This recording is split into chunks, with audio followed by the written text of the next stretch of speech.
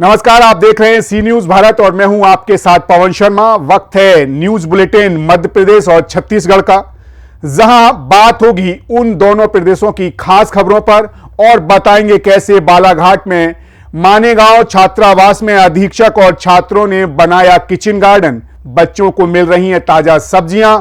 बस्तर में 7 नक्सली किए गए ढेर और नरसिंहपुर में लोकायुक्त की टीम के हत्थे चढ़े जिले के 2 भ्रष्ट अधिकारी। ऐसी तमाम खबरों पर बात होगी विस्तार से, तो आइए शुरू करते हैं खबरों का सिलसिला। खबर बालाघाट से, जहां जनजातीय विभाग द्वारा हर सरकारी छात्रावासों में किचन गार्डन योजना की शुरुआत की गई है।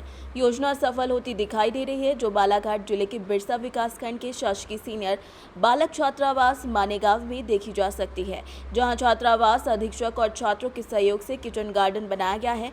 परिसर में जो जमीन खाली थी, वहां पर अधीक्षक और छात्रों ने मिलकर जैविक खेती की है। छात्रावास परिसर की खाली पड़ी जमीन पर विभिन्न प्रकार की सब्जी के लिए बीज लगाए गए हैं, जहां विभिन्न प्रकार की सब्जियां किचन गार्डन में उपलब्ध हैं। किचन गार्डन से बच्चों को न सिर्फ ताज़ी सब्जियां मिल रही हैं, बल्कि वो सब्जियों का बिजनेस भी करने लगे हैं।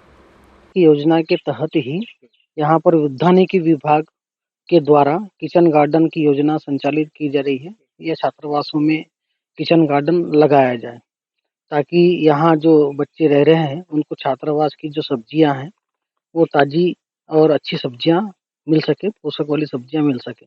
इसलिए शासन की योजना संचालित है और उसको मैंने थोड़ा सा बृहद रूप में खुद के इंटरेस्ट के कारण थोड़ा सा मेरा खुद का प्रकृति के प्रति अच्छा इंटरेस्ट है और प्रकृति प्रेमी हूँ मैं, पेड़ पौधों के प्रति मुझे ज़्यादा लगाव है। और मैं कि खुद भी ज़मीन से जो बचपन से है वो खेती किसानी के बैकग्राउंड से रहा हूँ, इसलिए मेरा पर्सनल इंटरेस्ट है, इसलिए मैंने थोड़ा सा इसको ज़्यादा बृहद रूप दे दिया हूँ। हमें देखिए कि आपके यहाँ अच्छा वर्ध रूप से मतलब आप किचन गार्डन लगाए हैं, तो अन्य जो अधीक्षक हैं जी छात्रावास के, उनको क्या संदेश देना चाहेंगे आप? सर, संदेश ये देना चाहूँगा कि छात्रावास में जो बच्चे रहते हैं उनको अगर किचन गार्डन आपके पास थोड़ी बहुत भूमि है तो छात्रावास में थोड़ा बहुत जो है सब्जियों का, अगर पौष्टिक सब्जियां आप उगा सकते हैं, थोड़ी बहुत जमीन का उपयोग कर सकते हैं, तो उसको उपयोग करके किचन गार्डन लगाना चाहिए। क्या क्या आप मौसम के हिसाब से यहाँ पे उगाते हैं? मौसमी सब्जियां उगाते हैं सर, जैसे बारिश में अपन बरबट्टी है, तुरई है, लौकी है, और जिस जिस मौसमी सब्जी के हिसाब से ठंड के समय में जैसे आलू है, गोभी है और भट्टा मिर्ची वगैरह ये सब उगाया जाता है थोड़ा थोड़ा। अभी क्या क्या लगाए हैं? अभी सर गर्मी का सीजन चालू है, गर्मी के सीजन के हिसाब से करेला निकाल दिए लगाए हैं। इसमें जैसे अपना जो भी कास्टिंग आती है वो थोड़ा बहुत जैसे यहाँ बीज खाद पानी का जो जो भी है कास्टिंग वो निकल जाए, इस हिसाब से लगाए।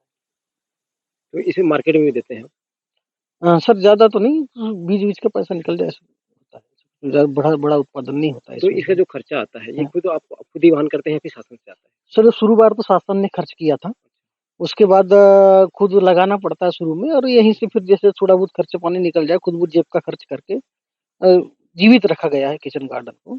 कुल मिला के छात्रावास में बाहर से सब्जियां खरीदनी पड़ती सर हर मौसम में कभी कभार खरीदनी पड़ती है, ऐसे बहुत कम खरीदनी पड़ती है। है? तो कैसा महसूस कर रहे हैं आप ये काम करके? ये सर ये काम करके बहुत अच्छा महसूस कर रहा हूँ मैं, क्योंकि ये एक ऐसा काम है जो आज के समय में हम लोग जो है बाहर से सब्जियां लेते हैं, उसमें बहुत ज़्यादा कीटनाशक, पेस्टिसाइड और रासायनिक खाद का उपयोग हो रहा है। यहाँ पर हम रासायनिक खाद का उपयोग न करते हुए जैविक खाद का उपयोग कर रहे हैं, जैसे केचुआ खाद बना रहे हैं, वर्मी कंपोस्ट बना रहे हैं, जीवाम गौमूत्र और गाय के गोबर से गौमूत्र और उससे ही दवाई बना के यहाँ छिड़काव किया जा रहा है।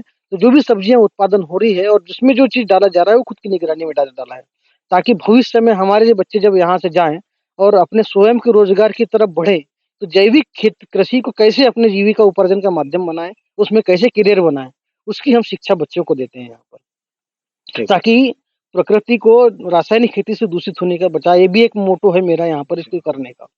बालाघाट से सी न्यूज संवाददाता विशाल महानंद की रिपोर्ट। खबर बस्तर से है, जहां दंतेवाड़ा जिले के सीमावर्ती क्षेत्र में सुरक्षा बलों से मुठभेड़ के दौरान 7 नक्सली मारे गए और उनके पास से बड़ी मात्रा में हथियार बरामद हुए हैं। उप मुख्यमंत्री विजय शर्मा ने कहा कि जवानों के भुजाओं की ताकत के कारण यह संभव हो पाया है। बीजापुर और दंतेवाड़ा के सीमा क्षेत्रों में 11 बजे से ही बस्तर फाइटर, एसटीएफ और डीआरजी के जवानों की संयुक्त टीम ने ऑपरेशन सर्चिंग शुरू की थी और इसके अंतर्गत मुठभेड़ हुई, जिसमें वर्दीधारी 7 नक्सली मारे गए हैं। उन सभी के पास से हथियार भी बरामद हुए हैं और ये सुरक्षा बलों की बड़ी सफलता है। पुनः क्षेत्र में सुरक्षा बलों की भुजाओं की ताकत पर यह संभव हो सका है। सुबह 11 बजे से ही नारायणपुर, दंतेवाड़ा और बीजापुर के सीमांत क्षेत्रों में बस्तर फाइटर्स, एसटीएफ और डीआरजी के टीम ने संयुक्त सर्चिंग शुरू की, जिसमें मुठभेड़ हुआ और वर्दीधारी 7 नक्सली हथियार समेत मारे गए हैं। ये सुरक्षा बलों की बड़ी सफलता है। कोई भी जवान हताहत नहीं हुआ है, किसी को खरोच भी नहीं आई है। साथ ही साथ मैं ये कहना चाहता हूँ कि माओवादी मुख्यधारा में वापस आएँ, पुनर्वास करें। पुनर्वास नीति में सरकार से कुछ चाहते हैं, उसकी भी अब सुविधा उनको है, उसका उपयोग करें, पुनर्वास करें। और साथ ही साथ मैं ये कहना चाहता हूँ कि वार्ता के लिए सरकार तैयार है। कभी भी किसी भी क्षण उचित विषयों पर चर्चा अवश्य की जा सकती है, इस पर आगे बढ़ना चाहिए। अनावश्यक ब्राह्मणवाद की बात कर देना, अनावश्यक इस तरह की बातें कर देना जिसका कोई सिर पैर ना हो, तो इस तरह की बातों को लेकर के न बैठा जाए। बात आगे बढ़ा करके ये खून खराबे बंद होने चाहिए। स्पष्टता के साथ आगे बढ़ करके मैं सभी से आग्रह करता हूँ कि आप वार्ता करके जो आप चाहते हैं, क्षेत्र की भलाई वो सरकार भी चाहती है, और इसलिए इसको स्पष्टता के साथ काम करके इस काली छाया को बस्तर से दूर करना चाहिए।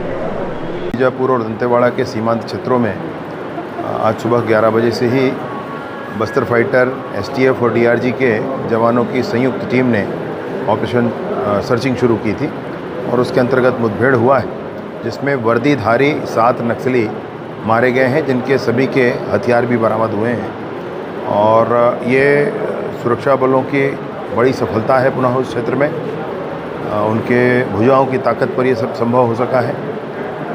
मैं फिर भी अपील करता हूँ माओवादियों से, नक्सलियों से कि आप समर्पण करें, मुख्यधारा में वापस आएँ, पुनर्वास करें, और आपकी पुनर्वास के लिए जो आवश्यकताएं आपकी होंगी वो आप बताएं, सरकार उसको पूरा करेगी। वार्ता भी हर स्तर पर सरकार करने के लिए हर क्षण तैयार है। अगर आप चाहें तो वार्ता करें, उचित निर्णय निकालने की हम सब मिलकर कोशिश करें ताकि ये सारी बातें एक साथ समाप्त हो सकें। छत्तीसगढ़ के बस्तर से सी न्यूज़ संवाददाता कृष्णा पटेल की रिपोर्ट। खबर जसपुर से, जहां तेज रफ्तार धान से लदी ट्रक ने खड़ी स्कॉर्पियो ट्रक और बाइक को जोरदार टक्कर मार दी। घटना के बाद मौके से ट्रक चालक फरार हो गया, जबकि ग्रामीणों ने 5 किलोमीटर दौड़ाकर घेराबंदी करते हुए ट्रक ड्राइवर को पकड़ लिया। तपकरा के धान लोड कर ट्रक जा रही थी पत्थलगांव गांव की ओर, तभी यह हादसा हुआ। स्कॉर्पियो में बैठे 8 लोगों में से 2 को गंभीर चोटें आई हैं। बता दें कि घायलों को इलाज के लिए फरसाबहार के सामुदायिक स्वास्थ्य केंद्र में भर्ती करा दिया गया है। मौके पर पहुंची पुलिस ने शराबी ड्राइवर को भी गिरफ्तार कर लिया है। जसपुर से सी न्यूज़ संवाददाता दीपक की रिपोर्ट। खबर नरसिंहपुर से, जहां 2 घूसखोर भ्रष्ट अधिकारी गिरफ्तार किए गए हैं।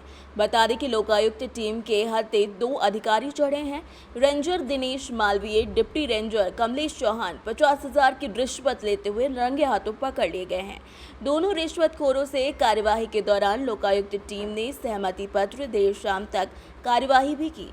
इस दौरान समस्त अधिकारी विभागों के सहकारी विभागों में पदस्थ अधिकारी कर्मचारियों में हड़कंप मचा रहा। जी सर, क्या मामला हुआ, किस तरह की कार्रवाई हुई है और क्या क्या नाम है, कौन अधिकारी? हमारे फरियादी हैं योगेंद्र सिंह पटेल, ये नरसिंहपुर निवासी है। इनके द्वारा टिम्बर मर्चेंट का काम किया जाता है और लकड़ी परिवहन, सतकटा वगैरह लकड़ी का परिवहन का काम किया जाता है। अभी कुछ समय पूर्व गोटेगांव के पास यहाँ गोटेगांव में पदस्थ है रेंजर दिनेश मालवी और डिप्टी रेंजर श्री कमलेश चौहान, इनके द्वारा इनका एक सतकटा का ट्रक पकड़ा गया था और कुछ केस बनाया था।